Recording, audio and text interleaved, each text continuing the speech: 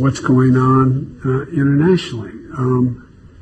How do we get to the place where, Putin decides he's going to just invade Russia? Nothing like this has happened since World War II.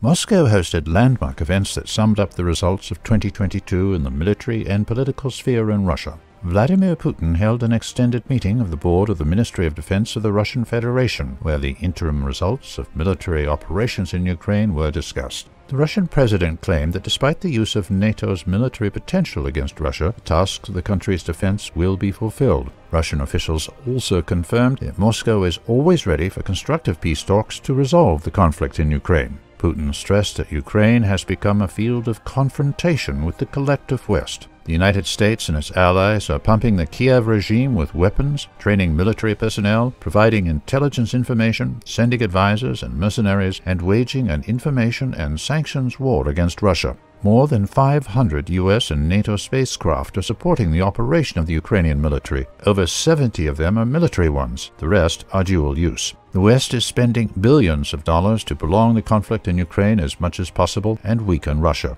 However, the Russian leader stressed that his country is reliably protected, including by the nuclear triad. This year, the level of modern weapons in Russian strategic nuclear forces exceeded 91%. The rearmament of Russian regiments with modern missile systems with the avant-garde hypersonic warhead continues. The defense minister said that this year the nuclear triad was replenished with a deeply modernized Tu-160M strategic bomber. Russia has also completed work on the hypersonic complex Zircon. The frigate Admiral Gorshkov is almost ready to enter combat duty with the advanced weapon. Also, Russian forces will soon receive the Sarmat missile, capable of overcoming any missile defense system. The experience of the military operation in Ukraine has also revealed some problems in equipping Russian forces. For example, the acute need for UAVs and improvement of communications. Putin said that in the near future every soldier should have the opportunity to receive information transmitted from drones. The Minister of Defense also proposed to gradually increase the age of conscription of citizens from 18 to 21 years and raise the limit to 30 years. This is rather due to the demographic situation in the country and the low birth rate in the 90s.